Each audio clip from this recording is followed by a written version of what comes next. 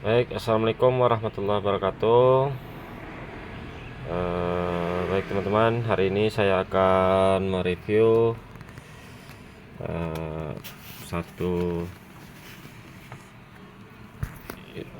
perangkat OBD2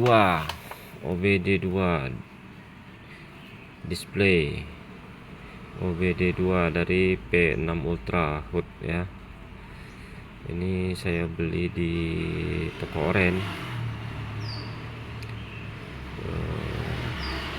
Nah, ini sangat bermanfaat untuk mobil, khususnya mobil-mobil tua ya.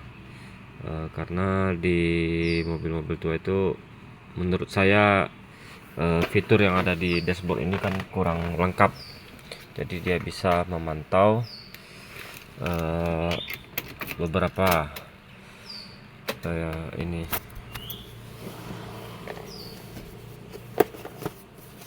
sensor segala macam ya, suhu dan tegangan aki. Oke, sebelum saya ke unitnya, kita cek dulu apa yang kita dapat dari OBD ini. Ya, pertama ya, ini kotaknya. Oke, sebetulnya saya bawa keluar saja ya, itu gelap. Oke. Nah, baik teman-teman, ini kebetulan sudah saya pasang ya di mobil. Tadi saya maksudnya kemarin saya nggak sempat membuatnya videonya. Yang jelas satu unit OBD nya seperti ini, itu saya sudah pasang. Oke, ini dikasih kabelnya, kabel yang dari OBD nya ke colokan yang untuk ini yang di bawah posisinya. Sebentar, saya hidupin lampu dulu. Nah, posisinya tuh kalau saya kebetulan menggunakan Kia Picanto ya. Nah, ini dia. Kalau Picanto Cosmo itu yang saya punya, saya Picanto Cosmo itu tahun 2009.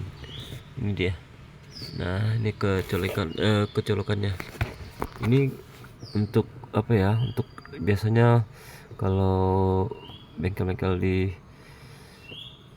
bengkel itu kalau ngecek sensor ya di sini ya. Saya kurang tahu apa namanya ini.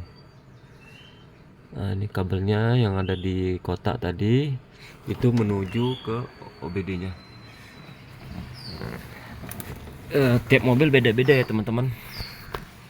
Mungkin kebetulan kalau saya di Kia Picanto itu kebetulan posisinya di sana, dan saya sambungin di sini. Saya tinggal ngelepas ini aja, gampang. Kita lepas ini dulu, baru kita sambungin kabelnya. Selain unitnya, kabel penyambungnya juga kita dapat ini kabel USB. Tapi saya belum tahu nih kegunaannya juga. Kabel USB ini seperti ini ya kepalanya. Kabel USB sama untuk nyongkel yang pinggir tadi ya, sama buku manualnya, sama obeng kecil sepertinya, seperti obeng kecil untuk mengikat kakinya inilah. Nah, ini kita juga dapat portnya ini. Nah, kita bisa letak di bawah sama di sini. Kemarin juga ada yang untuk di alas di bawahnya ya. Tapi juga bisa untuk ditempel di kaca atau kita lem di dashboardnya. Baik teman-teman, mungkin kita coba hidupin ya,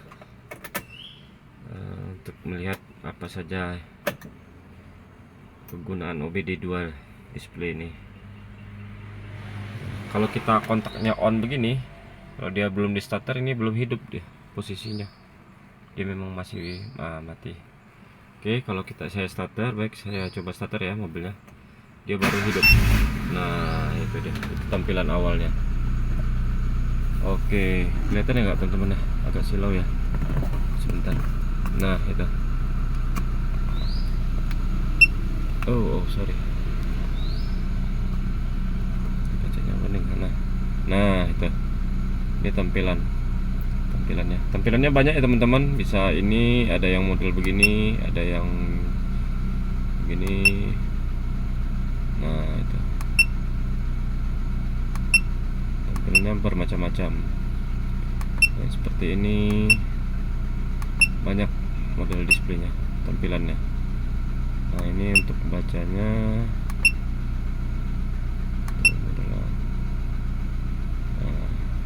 Kalau yang model begini itu, kalau yang di tengahnya ini itu untuk RPM ya. Saya coba gas ya. Tuh ya.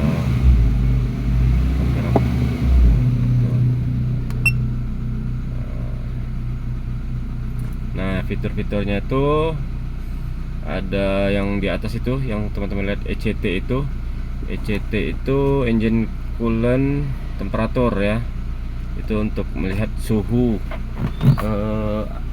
ya, suhu air radiator, suhu mesin ya. Suhu mesinnya ya. Suhu mesin itu 43, apa saya kurang tahu ya, 43 apa 44 derajat atau gimana itu. Kalau yang di bawahnya RPM. Nah, RPM-nya ini menurut saya itu hampir sama dengan yang ada di dashboard mobilnya. Kalau ini sekitar 880 ya tadi ya. Nah, itu 800-an. Nah, di sini juga hampir sama dengan yang ada di mobil saya itu. Itu enggak, kalau teman-teman perhatiin itu enggak sampai di 1000. Nah, itu hampir sama dengan yang di sini. Nah, itulah teman-teman. Nah, kalau yang di bawah itu voltase. Dan yang untuk keterangan yang di sampingnya ini itu bisa untuk bisa diganti-ganti ya. Kalau yang tadi ini yang jarum itu untuk RPM. Nah, dia naik turun itu hampir sama dengan yang ada di dashboard ini juga. Kalau yang di tengah itu untuk kilometer. Terus di sini juga ada bar untuk ECT tadi. Misalnya dia udah di sekitar 60-an, dia ada di satu batang gitu. Nanti misalnya di tengah-tengah. Oke, lanjut. Ini ada saya kurang tahu juga ya. Saya apa itu full ya maksudnya kali. Tapi kurang ngerti saya. Kalau map saya juga nggak tahu itu map apa. Nah, ini OIT ini kalau nggak salah saya oli temperatur ya. Temperatur oli kalau nggak salah saya. Cuman saya pernah lihat di konten sebelah ya. Itu katanya OIT ini atau oli temperatur ini itu tidak real gitu. Karena dia seperti mengikuti yang ada ECT-nya. Jadi kalau ECT-nya 54, nanti OIT-nya 52. Apakah itu termasuk real datanya atau hanya bohong ya? Maksudnya gimana? Saya kurang ngerti saya ngejelasinnya. Maksudnya menurut saya ini kalau OIT ini tidak real gitu. Tidak real suhu oli kita gitu. Kalau menurut saya ya dari fitur ini yang real itu di ECT sama voltase aki. Oke, lanjut. Terus ini apa ya? Saya kurang juga nggak tahu ini. Masih banyak fiturnya ya yang saya belum tahu persis. Dan saya memang kalau untuk di mobil tua menurut saya ini di Odo ya. Kalau Odo itu dari bukan odometer yang ada di dashboard kita ya. Kalau saya kan aslinya ini di 92 ya. 92.000. Kalau ini kan 32.000 3.200 maaf. 3.270. Nah, ini maksudnya odonya begitu alat dihidupin gitu. Dari alat kita hidupkan gitu. Nah, odonya tuh di 3.200 dari awal alat kita hidupin gitu. Bukan dari mobil ini awal dibeli gitu. Beda ya odonya ya, odometer maksudnya. Jadi menurut saya itu tidak terlalu penting. APG ini untuk kalau nggak salah untuk konsumsi bahan bakar ya 8,2, tapi menurut saya ini juga nggak jadi patokan. Menurut saya nggak begitu real ya. Ini minimal itu mobil hidup. Nah, ini yang tadi. Kalau ini baru waktu mobil dihidupkan. Nah, kita kan baru hidupin sekitar 5 menit. Nah, itu. Mobil dihidupkan. Begitu kita starter mobil, OBD-nya hidup, nah dia hitung waktunya gitu. Mungkin ya kita bisa lihat waktu perjalanan berapa jam gitu. Mungkin gitu kali ya. Ini di saya nggak tahu voltase. Oke, balik lagi voltase ini sama aja yang di bawah, voltase untuk aki. Ini GPS juga saya nggak paham. Oke, SL apalagi itu. Nah, CT ini sama yang di atas, RPM. Nah, kalau saya yang saya butuhkan di OBD ini hanya 3 ini saja gitu. Dan terkhususnya yang paling penting bagi saya ECT dan voltase. Kalau menurut saya ini real. Kenapa real? Saya juga menggunakan alat ini kurang lebih udah hampir berapa bulan ya. Nah, ini berguna karena gini, maksudnya kalau di mobil itu kan tidak ada indikator suhu yang seperti mobil lama gitu, yang terlalu tua gitu, seperti jarum ya. Kalau ini kan tiba-tiba kita ada keluar sensor panasnya saja kalau kita ada mengalami overheat gitu kan. Nah, kalau ini dia memberitahu angkanya gitu. Nah, ini kan mobil saya hidupin tadi, ini kan bertambah dia di 65 karena kipas juga belum hidup.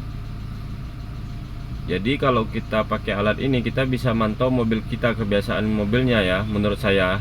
Jadi kalau mobil saya ini, kalau saya tidak hidupin AC, itu ECT kalau kita bawa jalan sudah hampir setengah jam lebih, hampir 1 jam, itu ECT-nya bisa sampai ke 99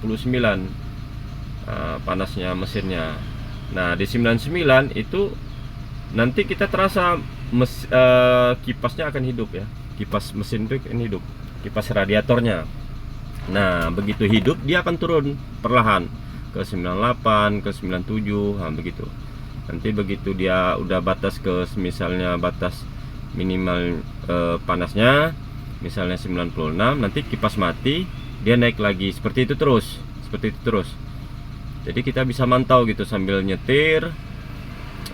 Biasanya tuh kalau dia di 99 hidup dan akan kipas hidup dia akan turun. Tapi 99 itu pas kita berkendara 99 malah naik bukan turun, nah berarti ada bermasalah di kipasnya gitu atau di radiatornya ya. Jadi kita bisa pantau dari situ, maksud saya. Beda kalau yang ada di fitur yang ada di mobil, dia tidak ada indikator apapun, angka maupun jarum ya. Dia tiba-tiba langsung ada panas mesin aja di itu. Menurut saya udah terlambat ya. Kalau menurut saya, kalau di sini kita bisa pantau misalnya dia kebiasaan di 99 atau 100 kalau jalannya jalan ngebut itu jalan-jalan jauh ya. Misalnya di jalan tol saya pernah itu di sampai 102, tapi nggak pernah lebih itu dari 102. Nanti kipas hidup dia akan turun gitu. Tapi kalau udah kita biarin gitu dia sampai 110, 105 ke atas seperti bukan kebiasaan mobilnya ya, kan kita bisa pantau setiap harinya. Kita membawa mobil tuh. Kalau 105, 106, 107, nah itu mungkin kita bisa menepi dulu, kita lihat apa yang bermasalah pada sistem pendingin kita, maksud saya itu kegunaannya. Begitu juga dengan aki.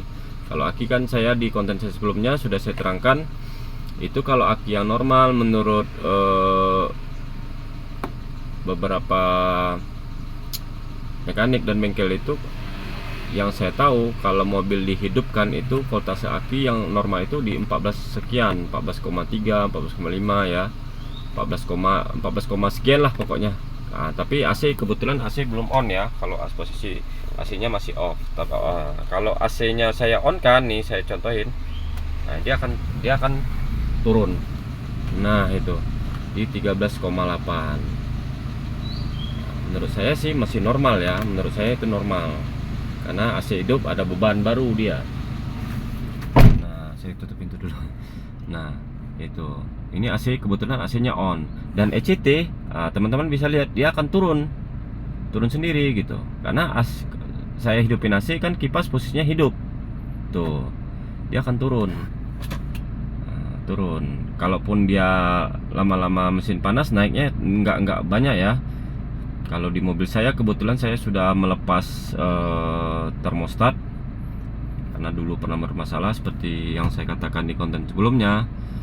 itu suhu normalnya, suhu standarnya kalau dalam kota saja, saya pakai dalam kota itu ya paling mentoknya di 82, habis itu turun. Nah, ya paling paling paling mentoknya di 80-an lah, 82, 83 begitulah teman-teman. Tapi kalau udah keluar kota itu bisa sampai 90-an atau bahkan 100 pernah waktu saya perjalanan keluar kota. Itu main di RPM tinggi aja. Nah, tapi itu masih normal karena kan posisi bar ini juga masih di tengah, dia belum panas gitu ya teman-teman ya. Mudah-mudahan teman-teman mengerti ya penjelasan saya. Oke, kita lanjut ke fitur selanjutnya. Oh, ini tadi tampilannya. Nah, kalau di atasnya ada 3 ya. Ini untuk yang paling kanan ini untuk merubah yang ini tampilan yang di kanan ini. Kalau yang di tengah untuk merubah displaynya. Yang di tengah ya. Yang kalau yang kiri apa ya? Oh, nggak ada. Kalau yang kiri nggak ada teman-teman. Itu untuk kembaliin aja. Untuk atas bawah aja begitu. Nah, dan yang menurut saya yang canggih lagi di fitur yang ada di OBD ini, misalnya kita tekan yang di tengah ini lama ya. Nah, di sini kita bisa setting teman-teman. Kita bisa setting. Sebentar. Nah, kita pencet settingnya di tengah. Di sini teman-teman bisa menambahkan alarm. Kalau ini maksudnya speed alarm ya. Speed alarm itu kita bikin di 100 misalnya, 100 km. Nah, kalau kita sudah mencapai di 100 km per jam, dia akan bunyi teman-teman. Dia akan bunyi. Nah, dia akan memberikan alarm bahwa kita sudah melebihi batas kecepatan yang kita tetapkan. Nah, gitu. Nanti dia bunyi dan lampu LED yang di bawah ini bisa berkedip-kedip ya. Mungkin kalau ini kan bisa kita tambah ya di 102, misalnya 103, tergantung teman-teman lah mau menetapinnya berapa gitu. Oke, lanjut kita tengah-tengah lagi. Ini speed alarm. Yang di bawah untuk coolant. Yang di bawah untuk coolant alarm. Nah, saya setel yang untuk coolant alarmnya, maksudnya untuk alarm panasnya saya bikin di 105 derajat.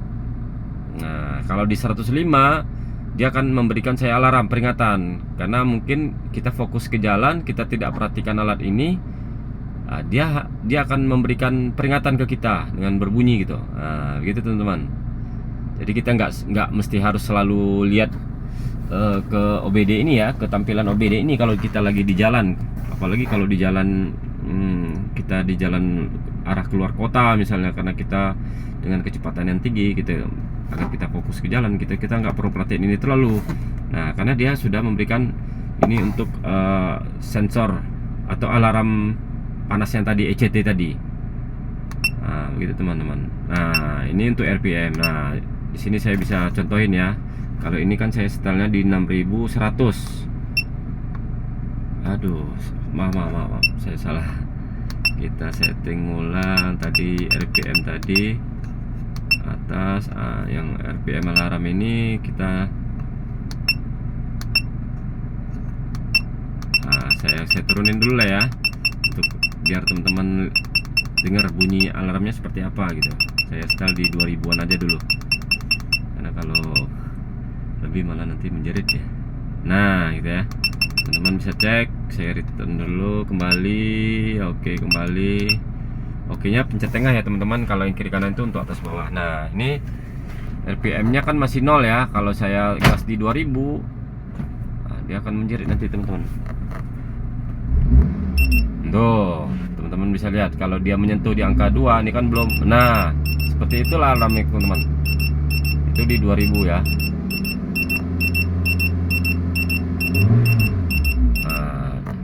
Kenapa di situnya nggak naik jarumnya? Karena dia kalau udah hidup, dia yang jarum itu nggak main lagi dia. Nah, karena di sini udah 3000-an teman-teman. Nah, kita lihat yang di sini aja ya untuk alarm tadi ya.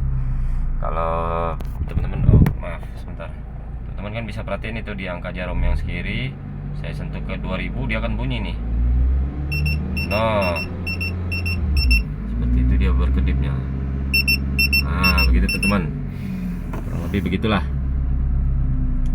Oke. Nah, itu nanti kita bisa setel ini kita kembali lagi sebentar.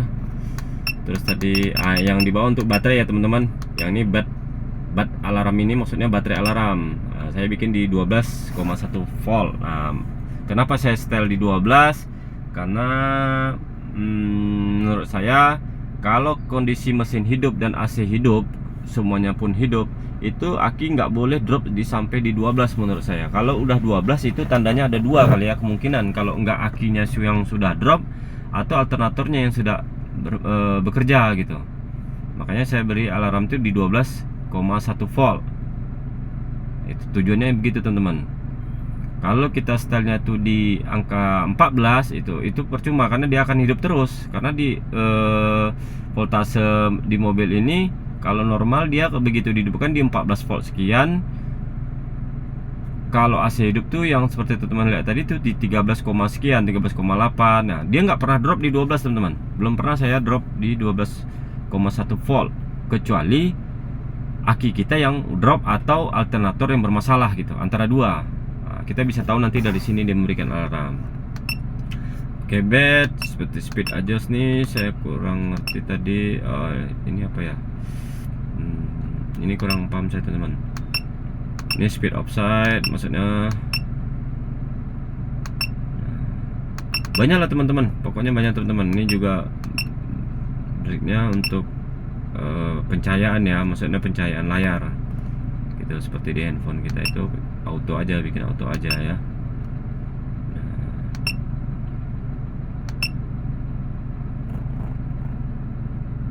Triknya on.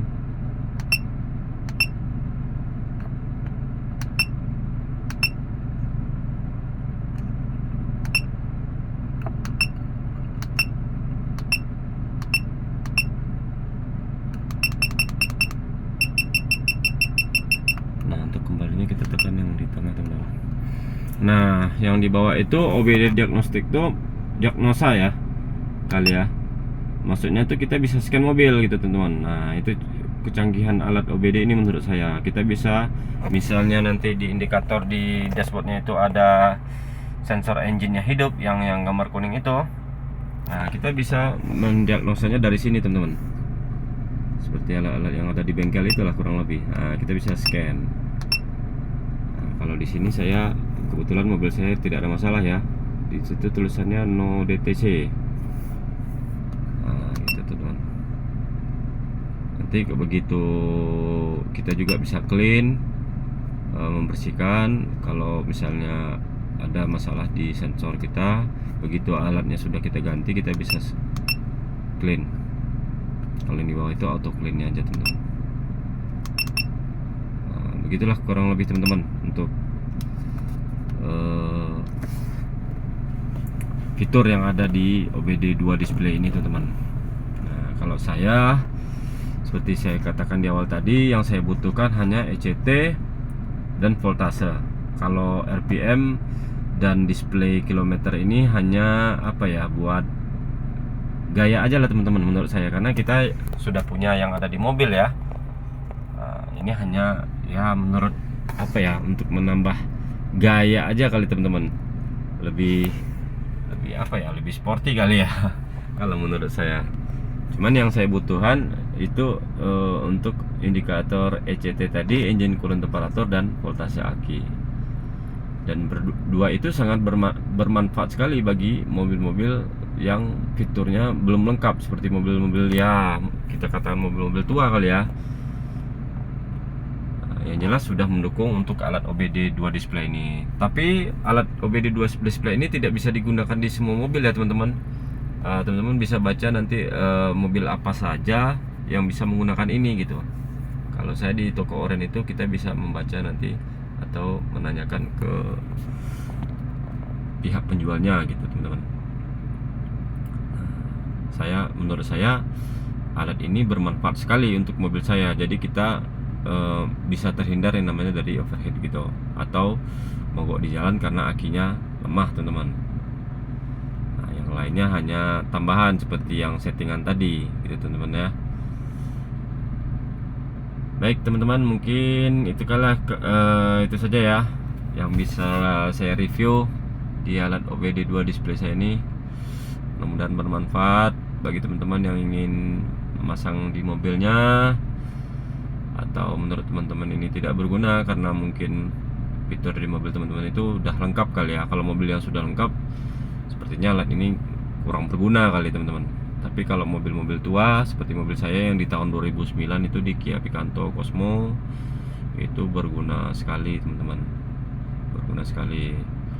Kita bisa memantau kondisi panas mesin di aki yang tadi seperti kita lihat tadi, sensor segala macam itu bisa kita pantau dari sini tanpa harus berhenti dulu gitu, buka kap mesin berhenti gitu kan, apalagi kita dalam perjalanan jauh.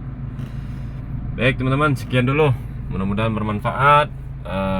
Lebih dan kurang saya mohon maaf.